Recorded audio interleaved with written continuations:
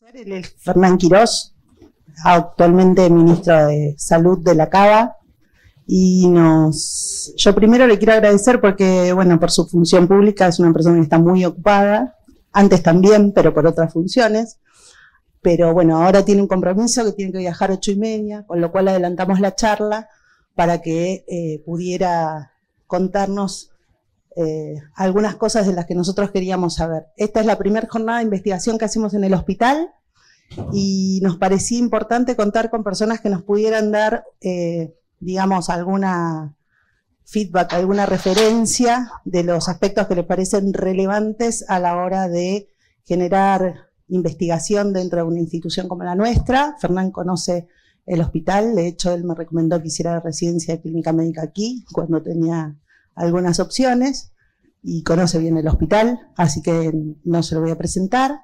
La idea era que él nos cuente, él participó en el desarrollo del área de investigación en medicina interna en el hospital italiano allá por 2006 y después alrededor del 2014, 2015, ya me va a corregir el mejor, cuando yo ya estaba volviendo para la ciudad, se generó el departamento de investigación del hospital italiano que cuenta con distintas áreas: investigación no esponsoriada, investigación epidemiológica, investigación de la industria y alguna más me debe quedar colgada por ahí. Pero entonces fundamentalmente lo que yo quería era que él nos cuente un poco la experiencia y nos dé un poco de, no diría recomendaciones, pero sí conocimiento acerca del proceso de generar estos espacios para seguir creciendo nosotros como institución en lo que es la investigación académica. Así que bueno, sin más preámbulos te presento, así después te podés retirar. Dale, gracias. Buen día a todos. Un gusto estar con ustedes. Como contaba Nora, en la década del 90 trabajé bastante con el grupo de ustedes y hay varios grandes amigos que me han quedado allí. Algunos creo que todavía están en funciones. Pero bueno, sin más, un poco lo que yo le decía a Nora es en 20 minutos para hacer una cosa práctica y que podamos aprovechar nuestra interacción. Yo voy a hablar unos 10 y les voy a dar a ustedes otros 10 si quieren para que entremos en preguntas y discusión. Me pareció que lo más interesante que yo les podría dar así rápidamente es qué es lo que aprendí, cuál es mi experiencia, dónde pondría el eje o el centro de cualquier proyecto institucional que favorezca la investigación, tanto clínica, poblacional, básica, traslacional. Lo importante es desde la perspectiva de la organización y no del individuo, desde la perspectiva de la organización, qué cosas son importantes, cuáles son los contextos, los ambientes donde, dadas las políticas de la institución, los individuos, las personas, los equipos se desarrollan de manera más talentosa. Esa es un poco la idea. Y me anoté acá 4 puntos que quisiera procesar con ustedes. El primero de todos es la estrategia de lo que se llama dato, información, conocimiento y sabiduría, digamos, esa cadena que inicia con la captura de un dato y que termina interpretando la significancia de esos datos en el contexto en donde uno está, orientado a contestar una pregunta concreta y sobre todo adaptado a la época, a la cultura, a los comportamientos sociales, personales y organizacionales. Básicamente es cómo juntar y cómo tratar los datos. Y ahí, digamos, es muy común ver que instituciones de muchísimo prestigio, con gente muy prestigiosa, la política de la institución no favorece, no ayuda, no cataliza ese resultado. ¿Por qué? Porque hay que tener mucho conocimiento en términos de gestión de la información, el dato y el conocimiento en un hospital para saber cómo capturar la información precisa y de calidad. Y hay un secreto que es algo que muchas instituciones digamos, que no lo tienen tan presente, no lo priorizan tanto, y es muy importante recordar siempre que el dato se debe capturar una sola vez en la institución, no puede hacerse recaptura de datos para generar el ambiente de sistemas de información inteligentes. El dato se tiene que capturar una sola vez en la institución, debe ser capturado por el que lo genera y debe ser guardado o capturado en el sistema informático siempre de la manera más natural posible. ¿Qué quiere decir esto? Que si ustedes van a guardar, por decir cualquier cosa, un valor de potasio en orina. Bueno, eso es más o menos fácil, codificar o clasificar ese dato y guardarlo en algún lugar. Si ustedes van a guardar una opinión médica, cuanto más parecido sea al lenguaje natural del profesional, es mejor. Hay que tratar de no cometer esos atajos de lo que se llaman codificación primaria o agrupación primaria en la guardada, estas estrategias de despliegue de cualquier tipo de clasificación, CIE 9, CIE 10, CIE 11, no importa, despliegue de pequeños párrafos y guardar el despliegue o capturar o codificar y guardar el código en forma directa. Esos sistemas que toman una clasificación y guardan el dato pierden un montón de información.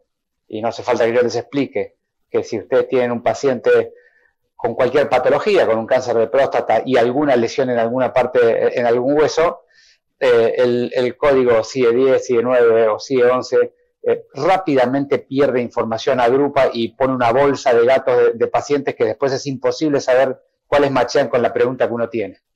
Así que como concepto general los datos se capturan siempre lo más natural posible. Por supuesto que atrás de ese guardado natural es muy importante tener un proceso de entendimiento computacional de lo que uno está guardando, y para eso están lo que llaman los servicios de terminología, pero tiene que haber un proceso técnico, de que si yo guardo un texto libre, donde me expreso libremente en qué es lo que tiene mi paciente, y a lo mejor pongo otras dimensiones más allá de la patología primaria, sobre cuestiones personales, familiares, sociales, adscripción al cuidado, en fin, cualquier otro tipo de dato que tenga en la expresión libre, luego tienen que hacer un proceso informático, que hoy hay instrumentos mucho más poderosos de lo que había antes, en términos de, primero,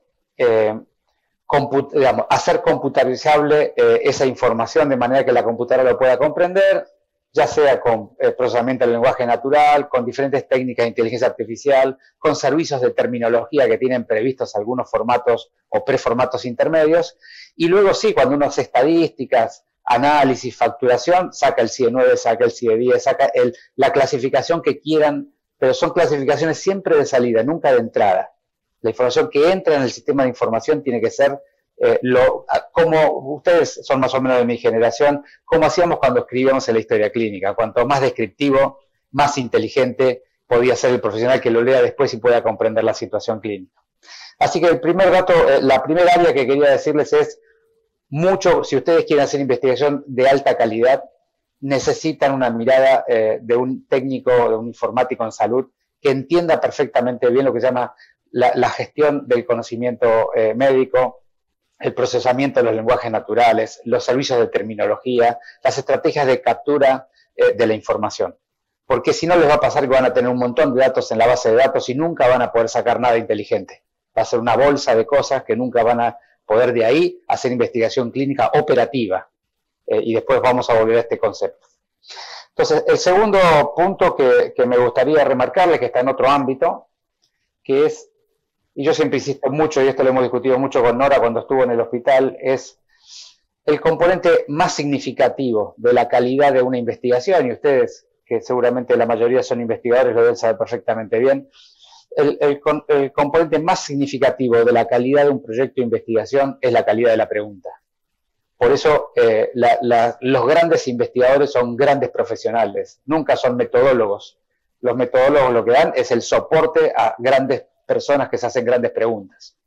Entonces, todo el proceso de aprendizaje de cómo se hace una pregunta de investigación y cómo se refina una pregunta de investigación, los procesos de refinado de la pregunta, que a veces llevan 1 mes, 2 meses, 3 meses, antes de moverse en el proyecto de investigación, son fundamentales y requieren metodología, capacidad o capacitación, digamos, gente que esté preparada técnicamente en lo que es el refinado de la pregunta. Ese refinado, por supuesto, que tiene algunos aspectos que naturalmente hay que llegar a que toda pregunta tenga el acrónimo ese PICO, ¿no? Que efectivamente esté claro la población, la intervención, la comparación, el outcome, en toda pregunta de investigación. No solamente tiene que ser una pregunta que tenga relevancia, que sea plausible de hacer en la institución donde uno está, que tenga factibilidad, por supuesto, en otros términos, pero además de eso, que la pregunta haya sido suficientemente refinada para que cuando a uno, el investigador le dice, mira, esta es mi pregunta de investigación, de la pregunta emerja con toda claridad cuál es la población objetivo, cuál es la intervención que va a hacer, cuál es la comparabilidad que se propone y cuál es el outcome que se va a medir. Cuando uno llega a una pregunta que tiene el componente pico bien refinado y luego es plausible en términos biológicos, es relevante en términos clínicos y es factible en términos organizacionales, uno tiene una buena pregunta. Y por supuesto que esas buenas preguntas siempre las hacen buenos especialistas o buenos médicos que entienden el conocimiento de la problemática que asisten habitualmente y que tienen experiencia en encontrar esa problemática en la práctica diaria.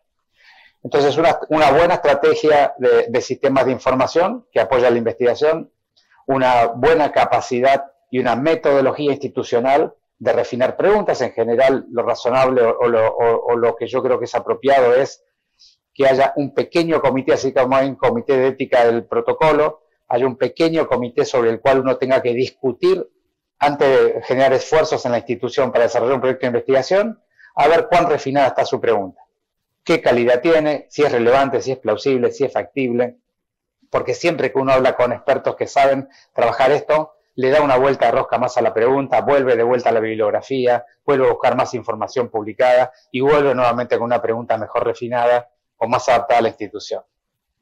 El tercer área, que es la que todo el mundo reconoce rápidamente, es el área del método, digamos, no solamente en entender cuáles son los mejores diseños que se adaptan a los tipos de preguntas, porque cada tipo de pregunta tiene un mejor diseño para ser contestada, sino, por supuesto, todo lo que significa el análisis estadístico, la gestión de la estadística y los análisis de datos, los métodos estadísticos en general, que es un poco el área típica que todo el mundo que quiera hacer investigación rápidamente va, y que siempre es recomendable tener algún pequeño grupo de expertos en el área, porque nosotros haciendo medicina asistencial, si bien podemos tener formación, siempre, digamos, tener una persona hiperexperta ayuda muchísimo a ahorrar caminos y a llegar a mejores resultados.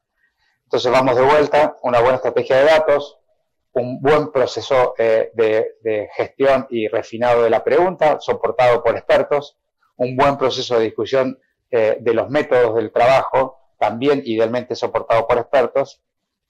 Y el cuarto componente que me puse aquí, que nosotros cuando lo pudimos poner en línea, verdaderamente fue un cambio significativo en el italiano, y es, si vos tenés una buena calidad de granado de la información clínica, tanto de las opiniones médicas y de otros profesionales, como de los resultados de laboratorio, imágenes, propuestas diagnósticas, anatomía patológica, y tenés todo eso bien codificado en la computadora, y tenés un proceso de refinar la pregunta muy buena, la factibilidad de los trabajos de investigación deben desarrollarse con una estrategia de consulta a la base de datos. Es decir, todo el proceso de, dado que yo tengo esta pregunta refinada, que en el grupo de diabéticos, de estas características en particular, con este nivel de comorbilidad, este daño de órgano blanco y este estadio de su enfermedad y esta evolución en la terapéutica, yo me propongo hacer la intervención X y puedo comparar con el grupo Y y por eso voy a evaluar el outcome determinado, ¿cuántos casos tendría la base de datos plausible de ser incluidos en mi trabajo? Esa es la pregunta. Uno debiera tener un pequeño portal donde cualquier profesional del hospital se sienta en la computadora y libremente, sin acceso a información, por supuesto, identificable, es cuántos candidatos tiene la base que tiene todas estas condiciones. Esa es una pieza que es elemental, es fundamental, potencia inmediatamente la capacidad de desarrollo de investigación científico-técnica de cualquier institución. Esto yo lo he visto allá en la década del 90 en las grandes universidades americanas, y cuando lo pusimos en el hospital fue el antes y el después, porque automáticamente, digamos, las personas, primero evitás el enorme esfuerzo de empezar en proyectos y reuniones donde después incluís 2 o 3 pacientes, no llegás a ningún lugar, no tenés la casuística suficiente. Y segundo, si tenés interés en el trabajo, tenés claramente la ubicación de que necesitas un multicéntrico, cooperación con otros. Y si no tenés identificado los pacientes. Entonces, dado que tenés suficiente casuística, el N te alcanza como para lo que vos querés hacer, o el flujo del N te indica que lo vas a tener en un tiempo determinado, entonces vos podés decir, voy a empezar con este trabajo, y le podés pedir al área digamos, que nosotros creamos en el hospital, porque, digamos, de alguna manera todo esto se puede hacer en pequeños grupos, o puedes tener un área que se ocupe de darle el servicio a los profesionales. Yo, un poco para cerrar mi intervención, que creo que estamos viendo el tiempo, ¿no? Para cerrar mi intervención, les diría así: dado que lo más importante de la capacidad de investigar de una institución es las preguntas que se hacen sus profesionales, a mí me parece, y es un poco mi posición personal, y es lo que he hecho en el hospital, que todo lo demás debe ser de soporte institucional. Toda la estrategia de gestión de datos, toda la estrategia de refinado de preguntas, toda la estrategia metodológica de definición de tipos de diseño y tipos de análisis de datos, es innecesario pedirle a un profesional asistencial que se forme, que se capacite, que lo haga él. Es innecesario. Por supuesto que hay algunos médicos que les gusta y lo estudian y está todo bien, pero es mucho más inteligente encarar un proyecto institucional con infraestructuras de recursos, de talentos personales y profesionales que te den este servicio, y que el profesional asistencial lo que tenga que hacer es ir a discutir su pregunta y luego gestionar el acceso y la inclusión de los pacientes y de los datos. Y después de eso es escribir los resultados y la discusión. No es necesario, es un poco un modelo demasiado esforzado, relativamente antiguo, esto de que cada profesional tenga que tener su grupito, tenga que saber analizar los datos, tenga que saber calcular una P, tenga que saber qué tipo de método sirve para qué tipo de datos. Es innecesario. Para eso están las personas que se dedican a eso. Y los profesionales deben dedicarse a atender a los pacientes, a incluirlos y sobre todo a hacerse las preguntas, que es donde está la clave de cualquier proyecto. Bueno, hasta acá llegué, Nora. Les devuelvo la palabra. Bueno, muchas gracias.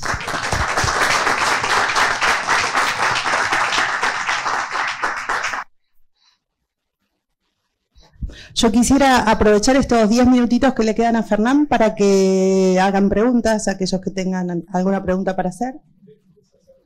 Esteban, ¿crees? ¿Qué tal? Buen día, Fernán. Muchísimas gracias por la charla, fue realmente excelente. Y te quiero hacer una consulta, porque es muy común en los hospitales cuando tenés un buen sistema de historia clínica electrónica, la aparición de múltiples bases de datos en las cuales la gente va guardando sus datos. ¿Vos recomendás que haya un solo grupo que maneje los datos, que trate de mantenerlos y que nosotros brindemos las respuestas a los profesionales, o que se mantengan múltiples bases de datos en para diferentes preguntas? Porque muchas de las investigaciones surgen de la base de datos que tiene cada servicio y, digamos, a veces eso puede generar preguntas que están un poco sesgadas, que no pueden contestar todo. ¿Cuál es tu opinión sobre esa perspectiva? Sí, yo te diría mi opinión y el estado del arte. Digamos, no hay ninguna duda que vos debieras tener una base única de datos. Yo llegué al punto de madurez allá en el hospital, en el italiano, de que incluso los datos de los CRF, de la investigación esponsoriada, se guardan en la historia clínica electrónica, porque básicamente es información clínica. Y si vos no ponés toda la información clínica en el mismo lugar, estás perdiendo calidad. Ahora, dicho esto, que es un posicionamiento teórico o conceptual, lo que pasa en la práctica es que cuando tu estrategia de información institucional es suficientemente mala o no alcanza un estándar suficientemente de calidad para hacer investigación clínica, es imposible obligar a los investigadores que pongan los datos en la historia clínica. Entonces, acá son ciclos iterativos de mejora, de mejora continua y acordada con los investigadores. Vos nunca vas a lograr. Fue mi primer debate con Bonadeo, no sé si hay algún cirujano de colon allí sentado, pero mi primer debate con el doctor Bonadeo, un cirujano de colon del italiano, que empezó su serie de pacientes de cáncer de colon en la década del 70, y era la serie de cáncer de colon más grande de la Argentina. Y con ella hacía todas sus investigaciones. Había que explicarle que tenía que dejar todo eso y guardar sus datos en la historia clínica electrónica. Ahora, él solamente lo hizo 10 años después, cuando vio que la funcionalidad que le daba la historia clínica electrónica era superior a lo que él tenía. Porque no solo tenía los datos que fichaba, sino tenía los datos que cargaban otros, que a él no se le habían ocurrido fichar, pero para esta pregunta le eran necesarios. ¿Entendés? Ahora, para eso, tu historia clínica electrónica tiene que tener una estrategia de gestión de datos, información y conocimiento de alta calidad. Gracias, ahí te paso una otra pregunta. Muchas gracias, Fernán, absolutamente reveladora, clara, y sobre todo, has hecho una síntesis brillante, así que gracias por todo esto, porque además yo estoy muy hambriento de preguntas, pero intento resumir. Nuestro contexto es que tenemos una historia clínica en donde todas las evoluciones se hacen de manera narrativa, en donde todos los laboratorios se almacenan de una manera estructurada y codificada, pero que tiene que es un software artesanal diseñado para satisfacer las necesidades que ha tenido el hospital respecto del registro y pensada con esta perspectiva, no tanto con una perspectiva de gestión de datos. Por otro lado, tenemos un sinnúmero de profesionales que tienen su tarea centrada en asistencia, pero muy motivados para investigar y para hacer preguntas de investigación y no necesariamente con conocimiento de metodología. Por eso me parece muy importante esta última aseveración que hiciste acerca de profesionalizar, ¿sí? La investigación. Lo más importante es la pregunta. Entonces, mi pregunta específica tiene que ver con cómo fue el proceso institucional de parte de ustedes para, de alguna manera, sistematizar y profesionalizar la gestión. Se incorporaron informáticos en salud. ¿Cómo generaron, resumidamente nos podés contar, digamos, el proceso mediante el cual lo de ustedes se transformó en algo parecido a lo que teníamos nosotros, a algo mucho más potente para poder hacer gestión de datos, ¿sí? ¿Cómo no? Sí, yo te diría que lo nuestro fue un proceso de cerca de 15 años de desarrollo. Yo empecé a trabajar en informática en salud, es decir, a gestionar los datos para la investigación, para la gestión, para la administración del hospital italiano en el año 94. En el año 98 ya teníamos una historia clínica electrónica y un equipo trabajando. En el 99-2000 creamos el Departamento de Informática en Salud y la primera residencia de Informática en Salud de Latinoamérica, donde los médicos que salían de la universidad, en vez de hacer algunas especialidades asistenciales, hacían informática en salud, es decir, se dedicaban a entender el ciclo del dato, porque vos dijiste algo al pasar que es fundamental. Si yo te digo que el dato se captura una sola vez, nadie más tiene que capturar un dato que el que está generándolo. Eso significa que cuando vos pones como médico, como enfermero, como técnico, como administrativo, un dato en el sistema informático, tenés que entender que todo lo demás lo van a usar para administrar, para facturar, para asistir, para investigar, para sacar indicadores de calidad, para sacar indicadores de productividad, e incluso para reportar al gobierno si es que tenés que reportar algo. Entonces, si los datos, si vos tenés que ir a buscar de vuelta, como bueno, ustedes todos vieron en el COVID, lo que significó, el esfuerzo extraordinario que significaba tener que entrar en el sistema nacional y cargar cada paciente de COVID, una cosa, digamos, antidiluviana. Los reportes a los gobiernos tienen que ser automáticos por el proceso de asistencia del hospital. Vos tenés que operar el hospital cotidianamente y la información tiene que fluir porque toda la metodología que tenés en el sistema informático y la inteligencia que tenés ahí hace que la información fluya sin que nadie se entere.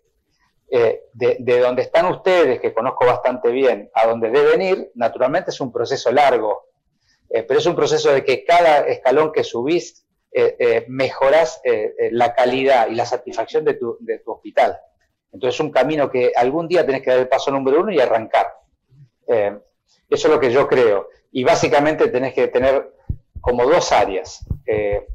Todo lo que es la estrategia de gestión de la información es toda una disciplina. Digamos, la ciencia de los datos son toda una disciplina. Si tenés profesionales de la salud, enfermeros, técnicos, médicos que quieran dedicarse a eso, es perfecto. Si no, traer gente que venga de otra disciplina y que tenga alguna experiencia en sistemas hospitalarios o de salud. Pero necesitas un área de gente que entienda cómo se captura un dato, cómo se guarda, cómo se codifica, cómo circula.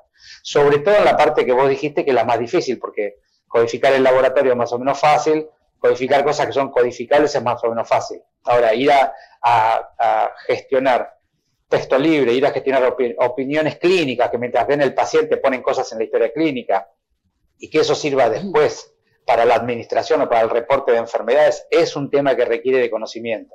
Es toda una disciplina, les aseguro que...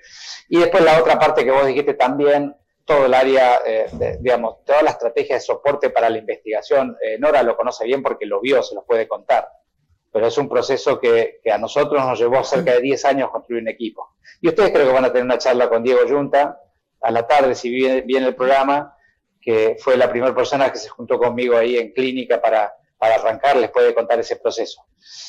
Proceso que tiene que ir de la mano de que todo investigador, por investigar institucionalmente, le va mejor que si lo hace por su cuenta.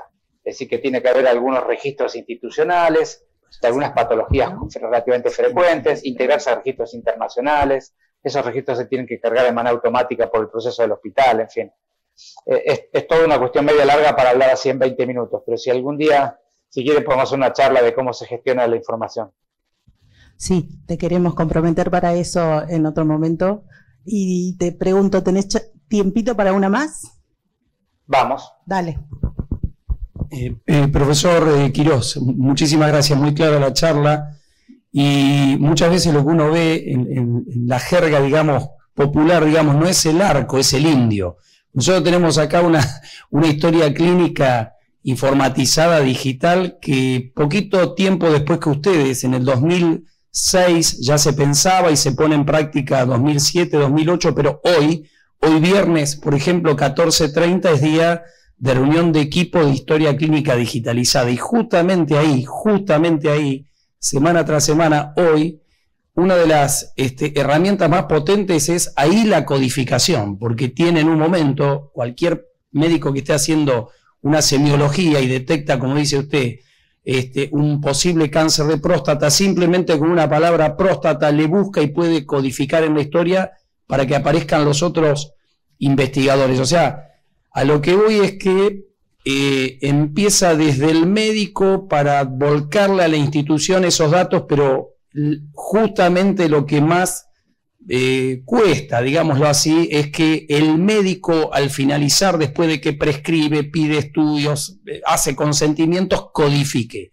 ¿Sí? Nosotros entiendo claramente lo que usted dice de tener una base única, pero la base única hoy en nuestra institución en realidad está en la historia clínica digital, así que la reflexión, yo soy urólogo, hablé usted del cáncer de próstata, la reflexión es, al irse uno de cada consulta en esta potente herramienta que es la historia clínica, buscar el cuadro que dice codificación y poner el nombre, y ahí me parece que aparecería, como dice usted, una data única, así que parece muy interesante. Muchas gracias. No, por favor, gracias a vos.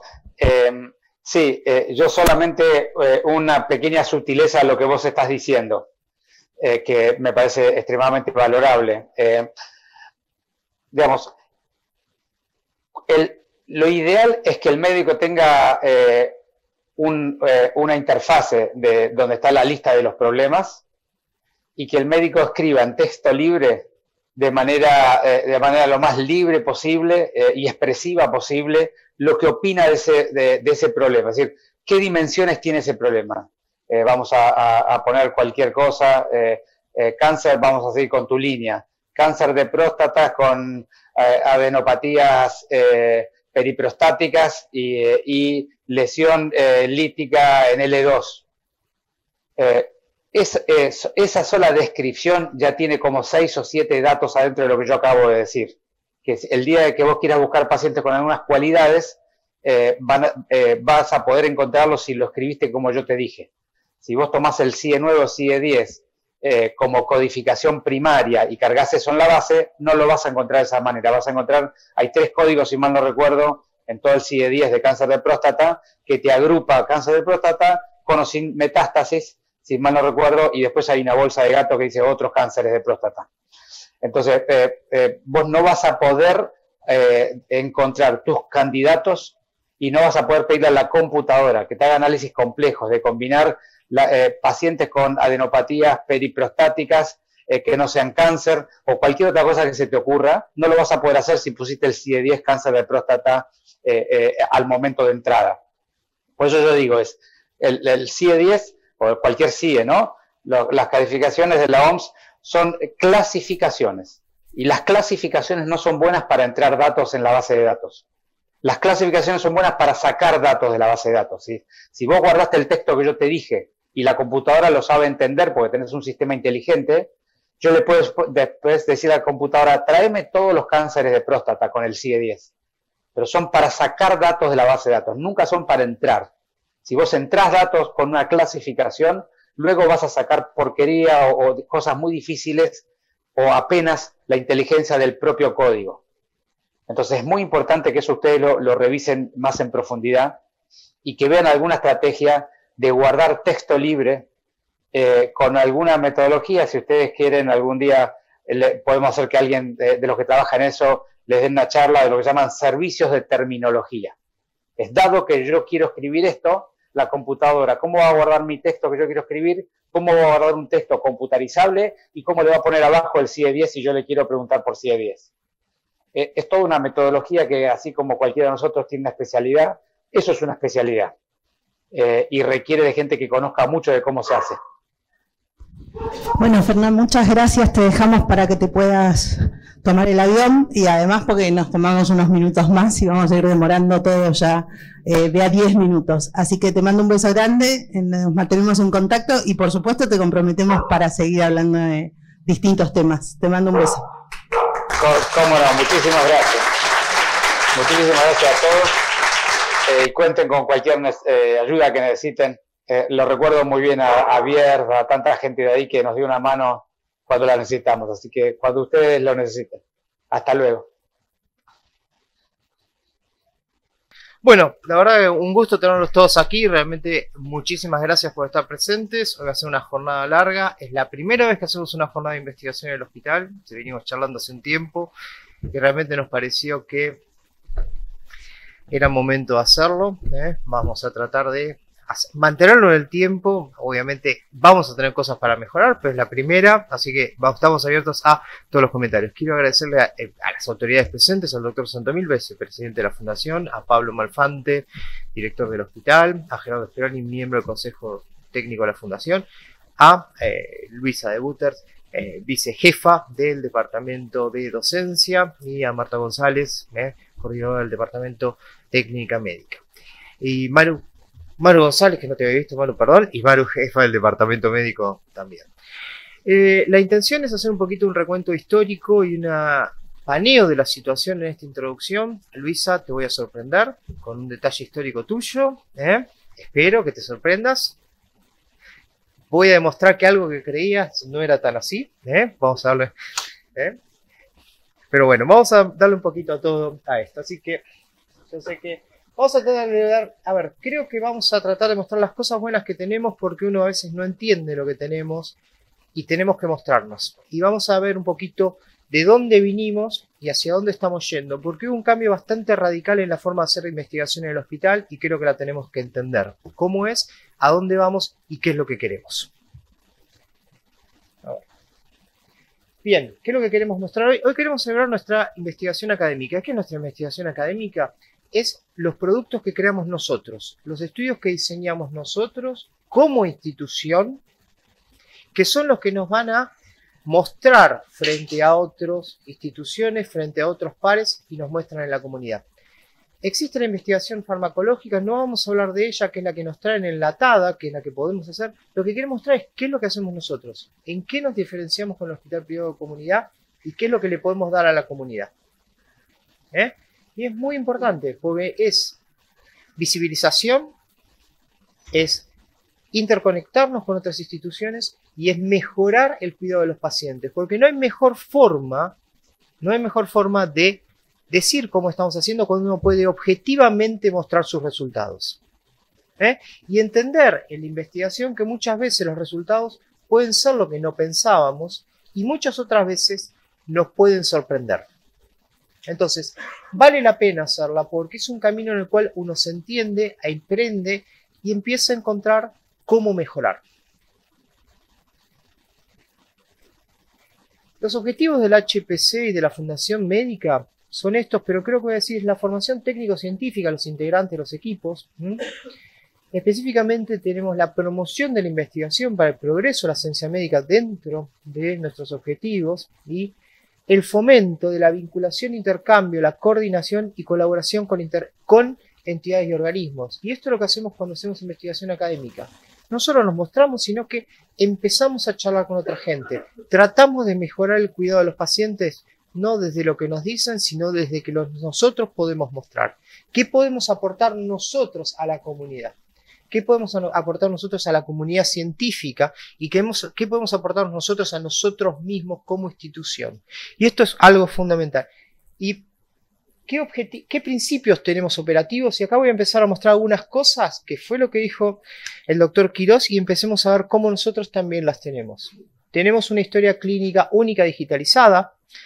Trabajamos con el ICD-10 en este momento, lo cual nos permite rápidamente extraer información cuando es necesaria. O sea, yo cargo mi ICD-10 de trombosis y 80, ya sé cuántas trombosis hubo.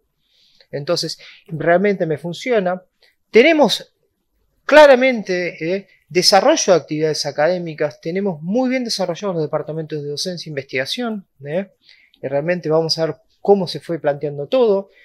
Tenemos investigación clínica y epidemiológica con alta vinculación a actividades asistenciales. Esto es bastante claro. Toda nuestra investigación es sobre la patología prevalente que tenemos en el hospital.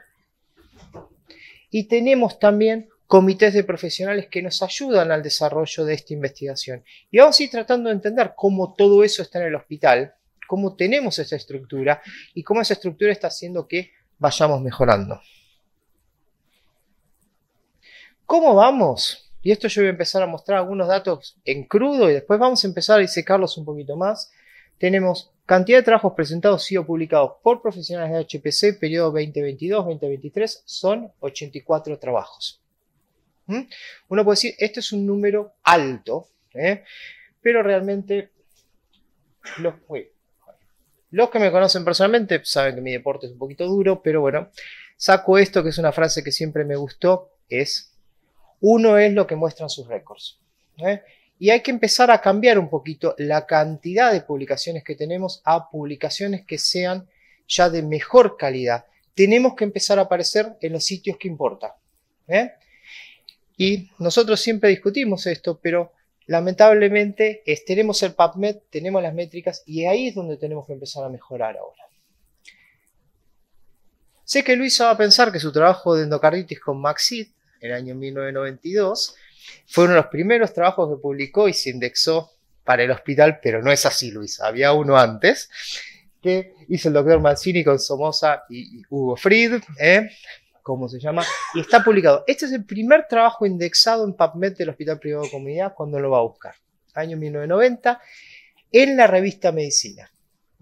3 años después aparece Luisa con Maxid, con endocarditis mayores de 60. Pasé varias noches revisando todo lo que habíamos publicado. Es interesante. Entonces, este es nuestro primer trabajo.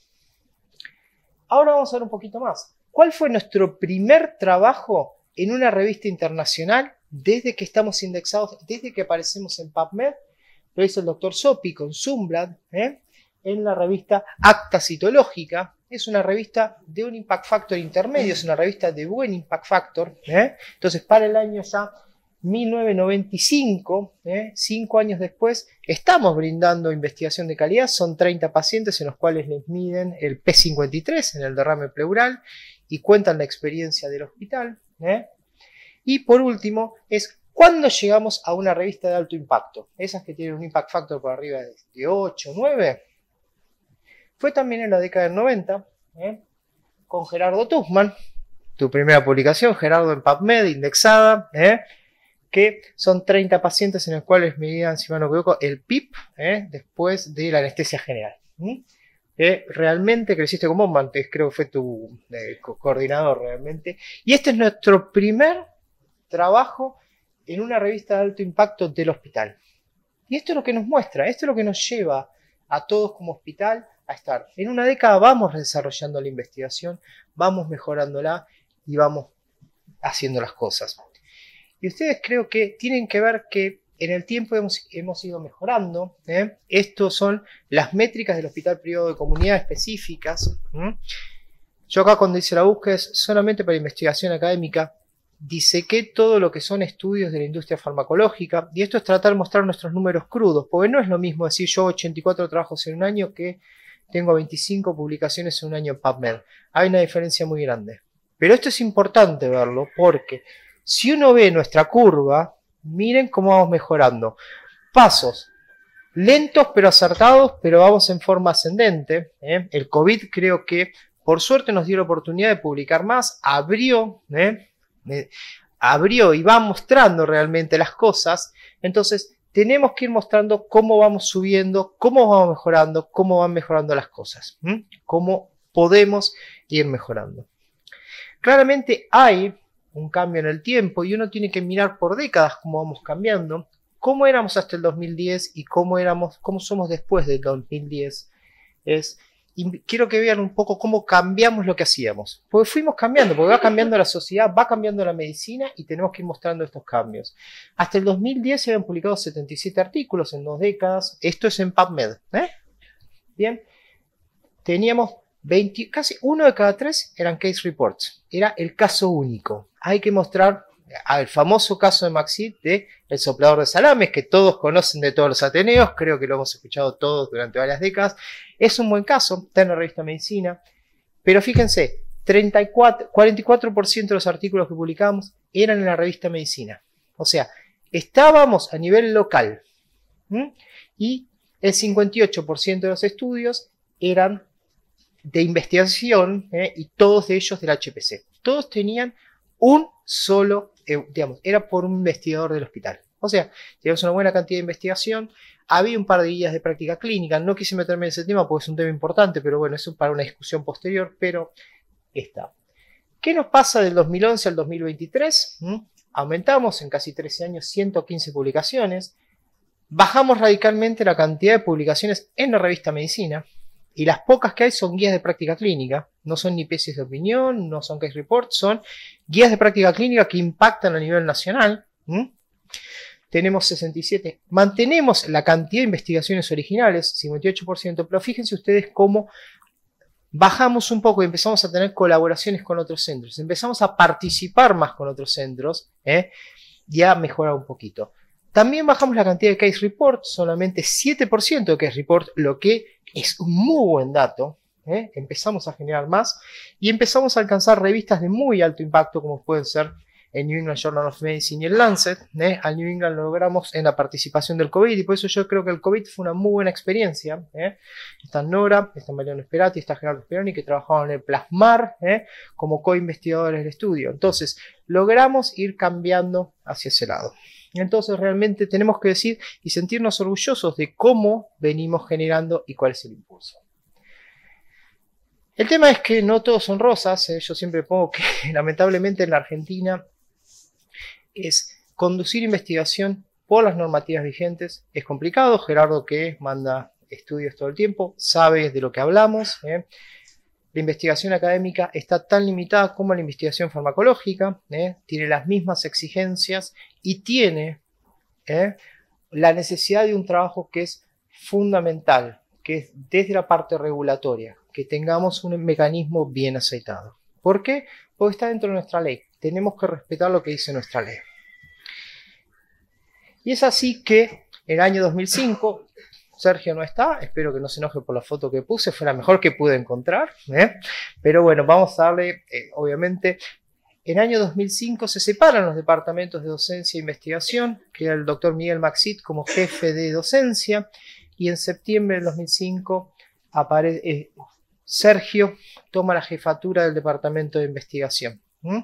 Y es muy importante porque es un cambio que trata de adaptarse a los nuevos cambios de las leyes y a las nuevas normativas que había. Ya no se podía tener un departamento conjunto porque las normativas y las formas de hacer investigación cambiaban, pero cambiaron en todo el mundo. Esto es una realidad que fue pasando.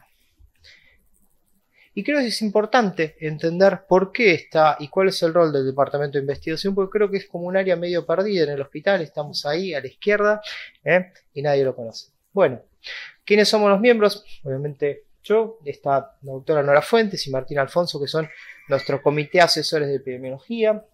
Vamos a pedir un aplauso muy grande, ahora ya que están, para Lucía y María Laura, que fueron las que hicieron posible esto. No sé si están. Que son las personas que lamentablemente están... Ay, Laura, te me fuiste. Laura y Lucía. Bueno, ahí está María Laura y está Lucía, ¿no está? Ah, bueno, están todavía participando. Y después tenemos que son las personas que se encargan de toda parte administrativa, que hoy es, digamos, la parte más importante del trabajo del departamento. Y después tenemos a Betín y Malena, que son las coordinadoras de investigación farmacológica, son los study coordinators, que hoy no vamos a hablar mucho de su rol porque están en un rol un poquito separado, si bien empiezan ahora a, por la complejidad de estudios que estamos trayendo académicos, a tener un rol más importante a futuro en la investigación académica. Y ustedes se preguntarán, ¿qué hacemos dentro del departamento de investigación? Se preguntaban, y el doctor Quirós decía, necesitamos personas que puedan ayudar. Claramente nosotros tenemos, hoy por hoy tenemos el servicio de asesorías que lo están dando Nora y el doctor Juan Martín Alfonso. Ayudamos a que puedan desarrollar el estudio, a refinar las preguntas, a mejorarlas. También damos cursos que estamos haciendo todos los años. Tenemos cursos de investigación, curso de lectura crítica, tiene un curso de buenas prácticas online que sirve para los que empiezan a hacer investigación y es mandatorio para cualquier persona que quiere hacer investigación tener un curso de buenas prácticas en investigación, porque es algo que requiere la normativa vigente.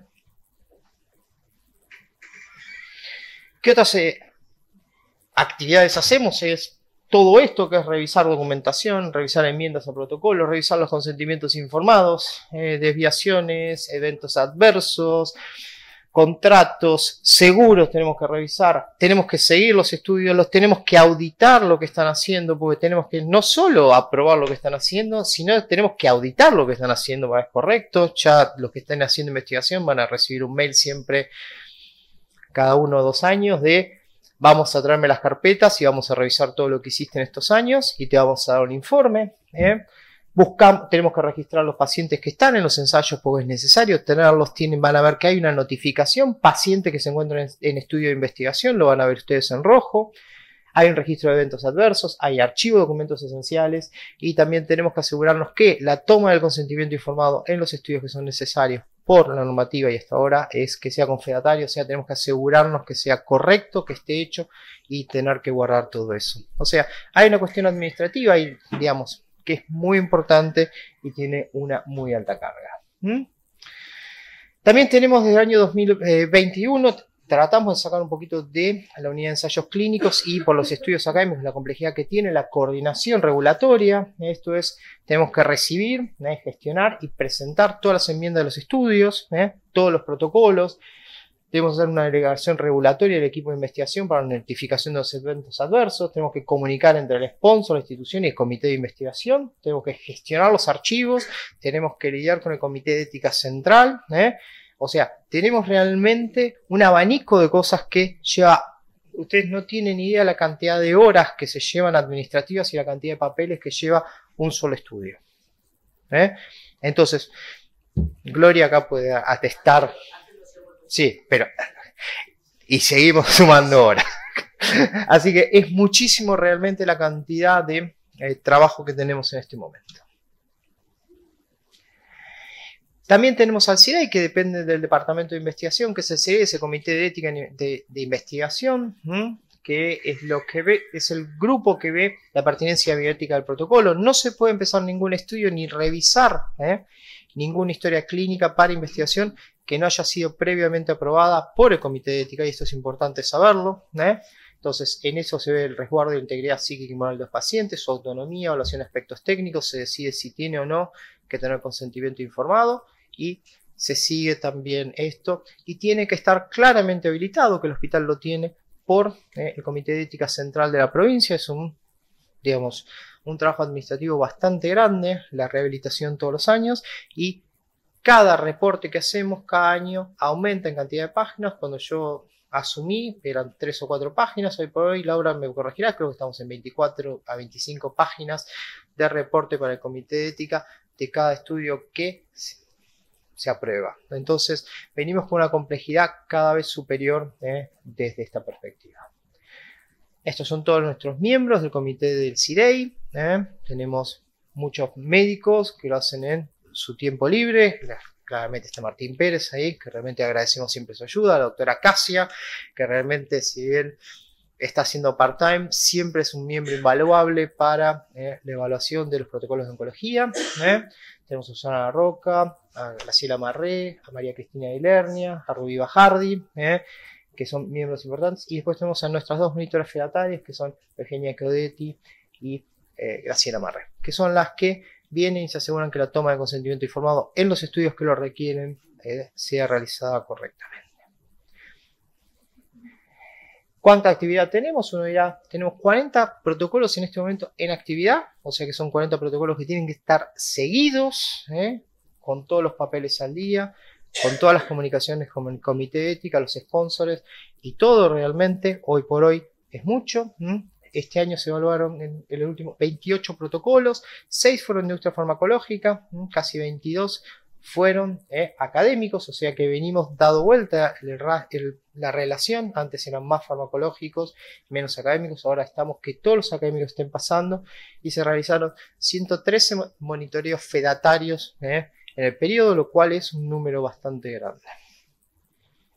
Tenemos también a nuestros investigadores que más nos producen, nos pueden ir viendo, pero vamos a ir nombrando a Cecilia Costa, María Emilia Clement, que está terminando su doctorado y está en un estudio muy interesante sobre demencias. Pablo Capelino, que está trayendo cada día estudios que son conjunto de ANORA, que son muy interesantes, de mezcla industria, mezcla académicos, que realmente nos están generando, realmente a mí me pone muy contento tenerlos, porque son estudios que nos están abriendo diferentes puertas. Bueno, Nora, que es doctor en medicina, Juan Martín Afonso, que es magíster en efectividad clínica, Omar Carranza, doctor en medicina, que está haciendo mucha investigación en oncología, Marco Flores, que es el jefe de docencia, también mucha investigación en oncología, Gerardo Tussman, que hoy va a tener su hora, realmente unas personas que más producción académica ha tenido en el hospital, y unas trayectorias más importantes en investigación.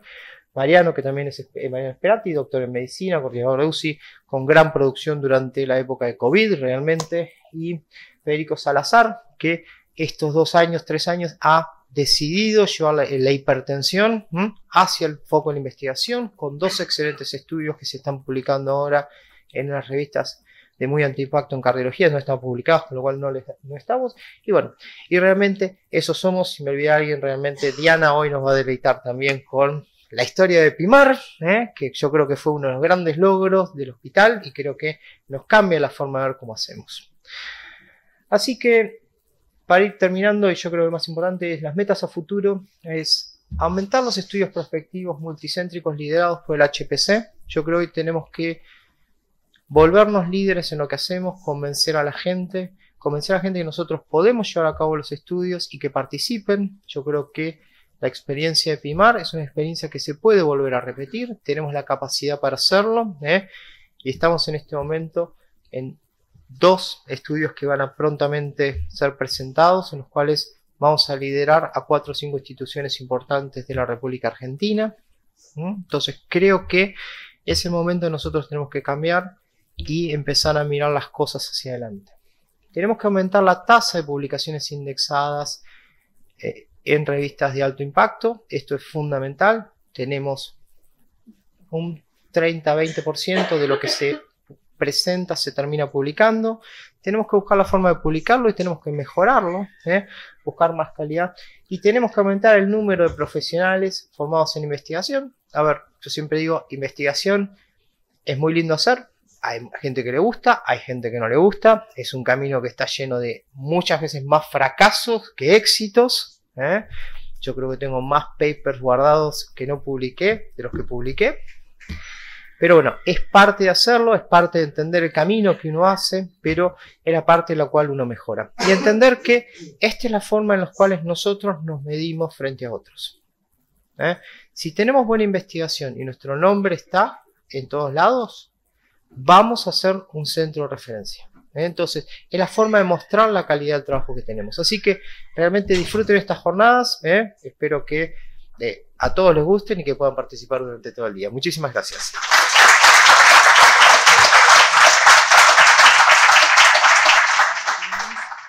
Se llama Diego Yunta, es médico clínico y es doctor en medicina y es epidemiólogo, máster en epidemiología del Johns Hopkins y ahora está trabajando en el Instituto Karolinska.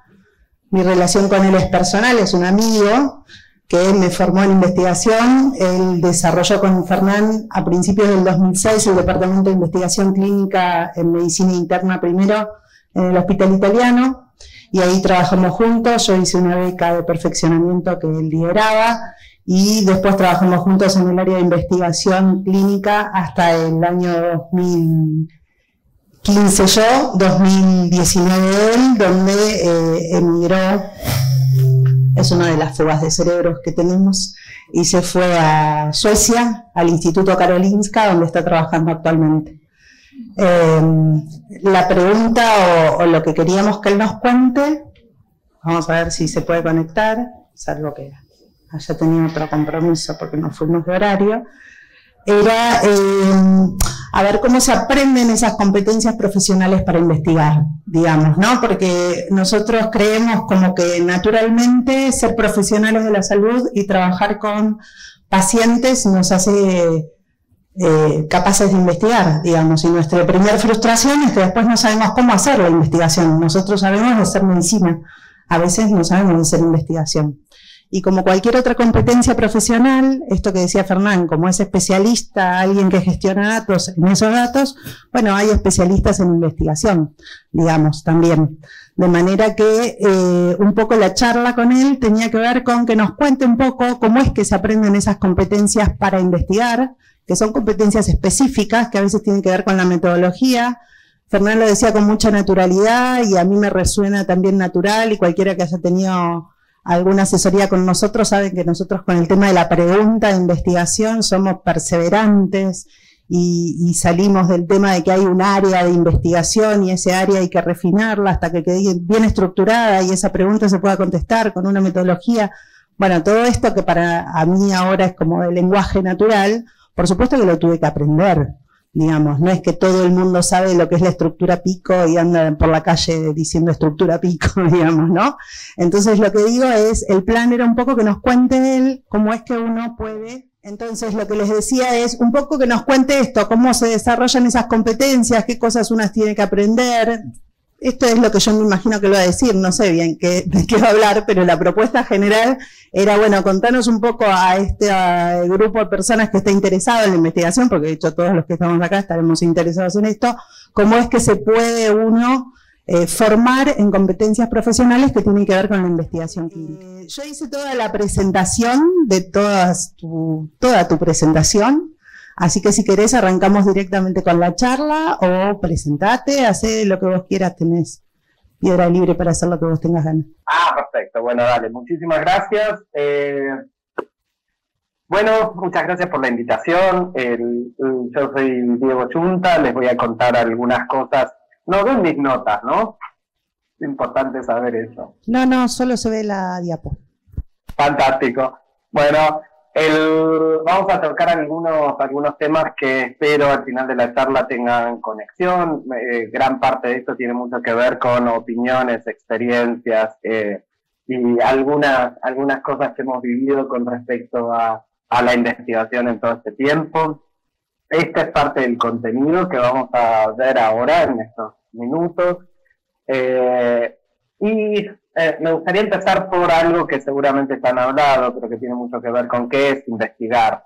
Esto que tiene que ver con pensar en algo de búsqueda, algo de descubrimiento, algo de solución de problemas reales, que tiene mucho de contextual, algo de generación de conocimiento. Y si uno tuviera que definir qué es investigar, probablemente hablar de búsqueda de conocimiento, de una actividad grupal, social, contextual, y cuando digo contextual me refiero a un ámbito en particular y a un tiempo en particular, pertinente para un ámbito en particular, que contesta preguntas de investigación, la pregunta de investigación va a ser algo muy, muy central y muy el eje de todo lo que tenga que ver con investigación, de alguna manera, con un método sistemático. Esto tiene que ver con sistemático en el sentido reproducible y que tiene validez, que interpretamos como un método válido para conocer o para contestar preguntas, con el fin de contribuir al conocimiento y este gran fin social global de mejorar la salud y bienestar de los individuos, poblaciones y sistemas de salud. Cuando empezamos a entender investigación desde ese punto de vista,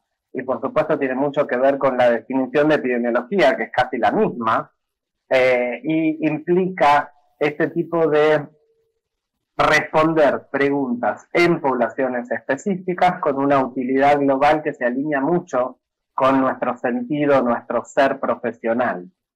Estoy hablando en particular de hacer investigación en medicina, en el ámbito de la medicina. Y si empezamos a pensar entonces cuáles son las competencias en investigación, para meternos específicamente en competencias en investigación, pensamos sobre todo en competencias complejas, en entender la investigación y hacer investigación como una competencia compleja, y esta competencia que se puede entender como una habilidad de combinar de una manera específica conocimiento, actitudes y habilidades que al aplicarse apropiadamente permiten realizar una tarea específica con éxito. Entendiendo competencias de esa manera y pensando en qué es hacer investigación, podemos utilizar este marco conceptual. Perdón que está en inglés, esto es un marco conceptual que fue desarrollado para organizar un poco todo esto que vendrían a ser las competencias necesarias para hacer investigación. Este marco, desde mi punto de vista, incluye un mix de cosas que tienen que ver con conocimientos, con actitudes, habilidades y algunas que son competencias de verdad. Y tiene estos 4 cuadrantes, cada uno de estos 4 cuadrantes se divide en 3 descriptores cada uno, y en realidad sirve para desarrollar, por ejemplo, programas o actividades de aprendizaje de investigación. Y desde ese punto de vista se puede utilizar tanto para el desarrollo de programas como para el desarrollo profesional, individual, de grupos o de individuos, ¿sí? De pronto yo puedo agarrar este marco y decir, bueno, a ver, ¿en qué soy fuerte? ¿De qué manera? ¿Qué es lo que me faltaría desarrollar o qué sería deseable que desarrollemos de alguna manera? Pero a mí me parece súper interesante porque trae un montón de actividades que muchas veces nosotros no pensamos como parte de competencias en investigación. Obviamente, estos 4 cuadrantes se dividen en conocimiento, habilidades intelectuales, efectividad personal, algo que tiene que ver con la gobernanza y la organización de la investigación, y algo que tiene que ver con la participación o los equipos, la influencia y el potencial impacto de la investigación. Algo que tiene muy lindo este marco, que les dejo el link acá abajo, porque la idea hoy es que compartir recursos que pudieran llegar a utilizar para desarrollar investigación de mejor calidad y de mayor cantidad en cada uno de nuestros contextos. Y este link tiene específicas definiciones de cada uno de estos componentes y te permite estratificar en diferentes niveles. Entonces, cuando uno está planificando o un programa o de pronto está planificando formación personal en algo en particular, es posible identificar diferentes áreas y desarrollar actividades específicas para desarrollar alguna de estas áreas. Algo que me parece que es interesante repensar en esto es que habitualmente cuando hablamos de investigación nos focalizamos en este cuadrante, el que habla de conocimiento y habilidades intelectuales, y nos olvidamos de algunos otros aspectos que son importantes desde el punto de vista de las competencias en investigación. Y la investigación de alguna manera es una actividad extremadamente amplia, o sea, hay espacio para todos de acuerdo a los intereses y a las habilidades individuales y qué es lo que uno quiere hacer dentro de la investigación. No es necesario que todos sepamos todo. Y este cuadrante en particular se focaliza en el conocimiento básico, y ahí están los métodos de investigación, tanto la parte teórica y práctica de los métodos de investigación o la búsqueda de información, esto que tiene que ver con el entender la información que se lee, estas habilidades cognitivas que tienen que ver con analizar, sintetizar, pensamiento crítico, evaluar, resolver problemas, y la creatividad, que la creatividad siempre es algo que se menciona dentro de lo que tiene que ver con investigación. Pero yo siempre que veo este tipo de marcos, una de las primeras preguntas que me hago es si son las mismas competencias en todos los ámbitos, si verdaderamente necesitamos adaptar este tipo de competencias al ámbito local, y si la definición es la misma en todos lados, y si son importantes las mismas competencias con la misma prioridad en diferentes lugares o todo lo mismo. Por supuesto que cada uno de estos descriptores tiene niveles, capas, prioridades y mucho solapamiento entre las distintas cosas. Algo que me parece que vale la pena reflexionar sobre esto es que no se necesita ser un experto en cada una de estas áreas para ser un miembro efectivo de un equipo que hace investigación. Simplemente es bueno tener un panorama en la cabeza global para poder balancear qué tipo de competencias desarrollar tanto para un individuo como para un grupo. Si uno tuviera que convertirse en un experto en cada una de estas áreas, por supuesto que eso sería muy ineficiente y llevaría muchísimo tiempo.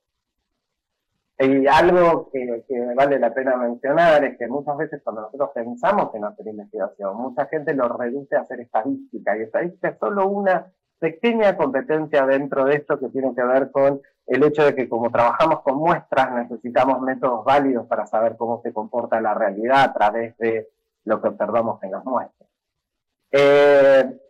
Muchos de los programas en investigación hablan más de objetivos de aprendizaje que de competencias, pero seguramente luce más como este gráfico de acá, o sea, no como un grafiquito tan prolijito como el que veíamos recién, porque hay mucho solapamiento entre estas competencias que estábamos hablando, y probablemente cosas como leer y discutir sean instrumentales en adquirir estas competencias en investigación, y también cursos formales, como cursos de investigación, especializaciones, maestrías, doctorados.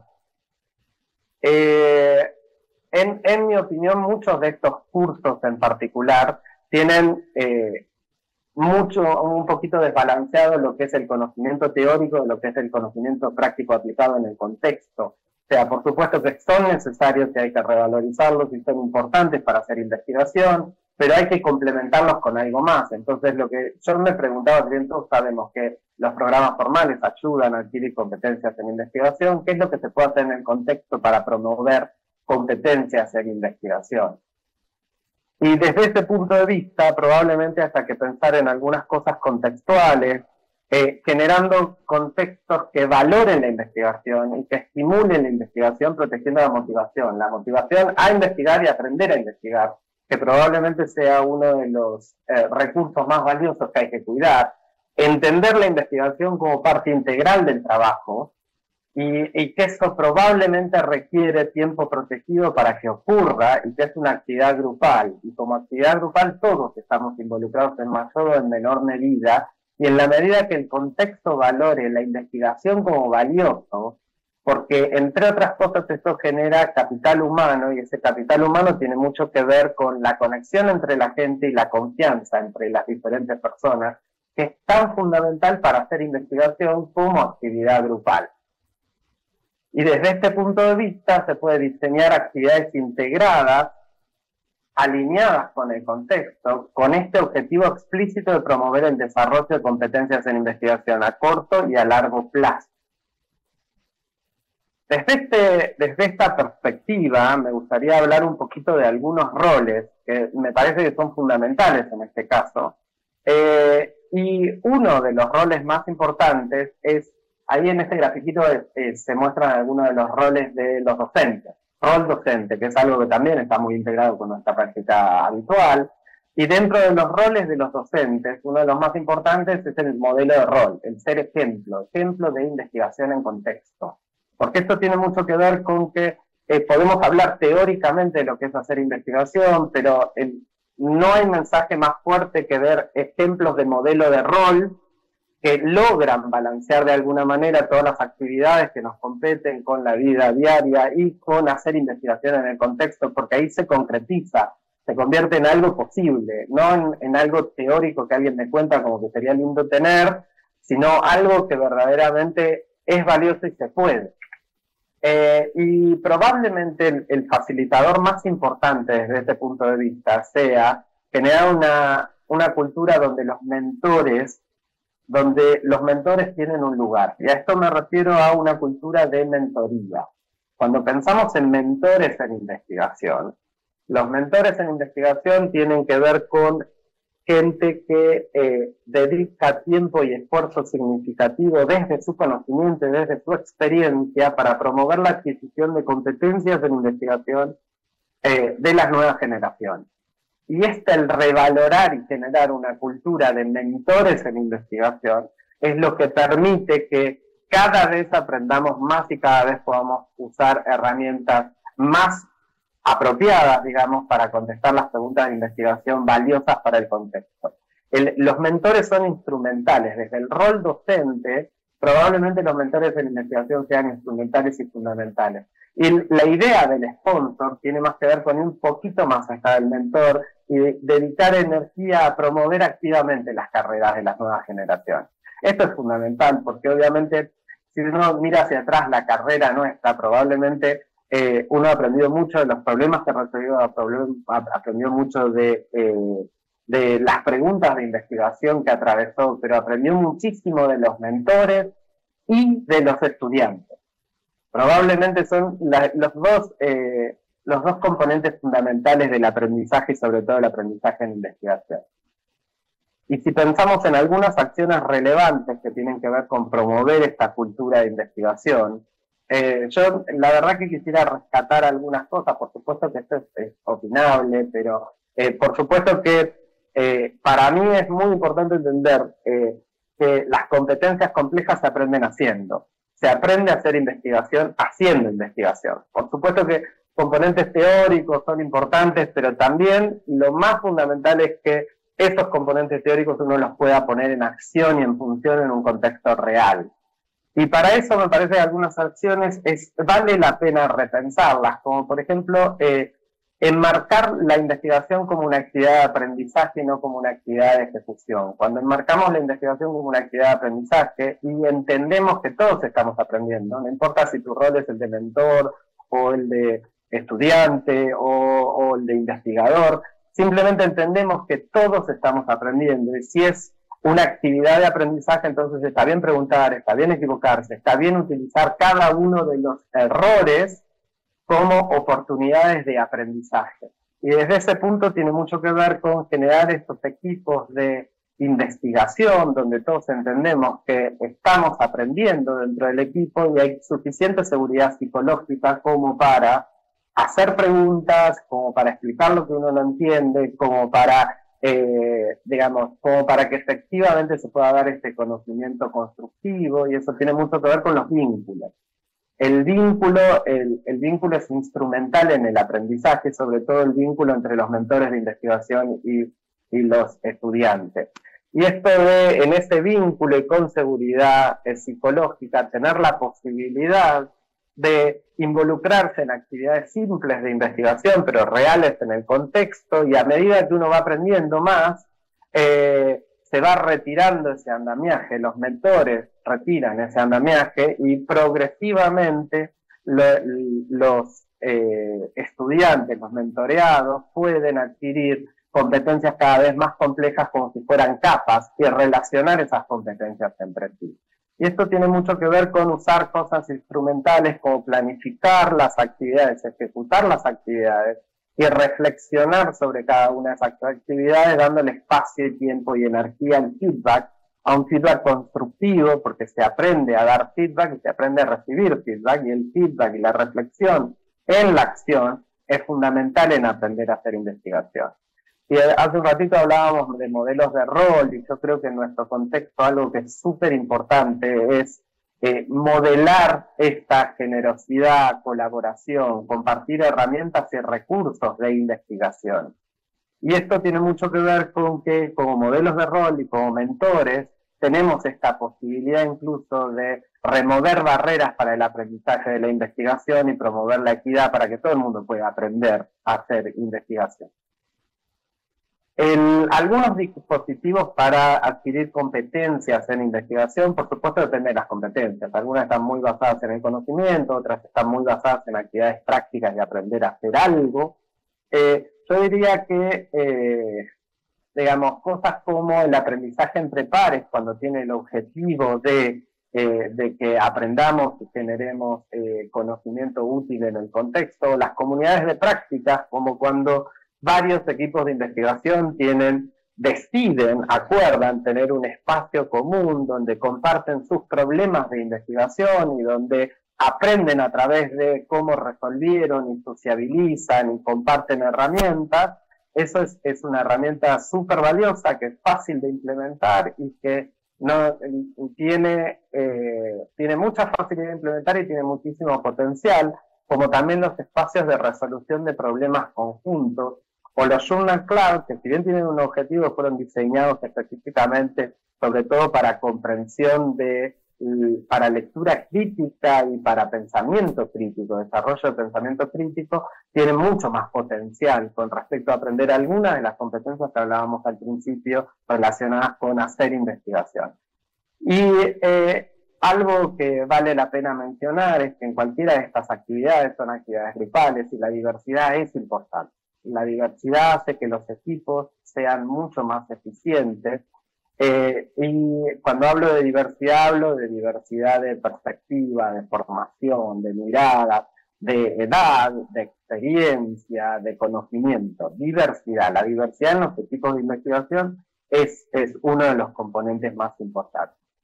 Y vuelvo un poquito a ¿para qué investigamos?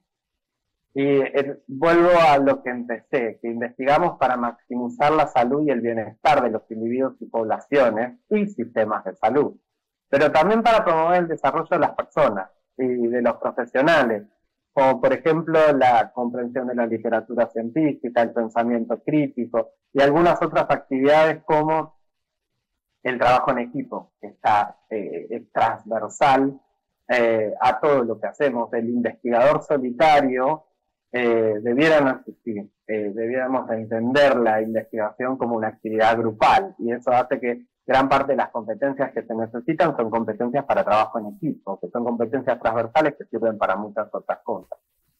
Y esto está en relación con el problema de la validez externa.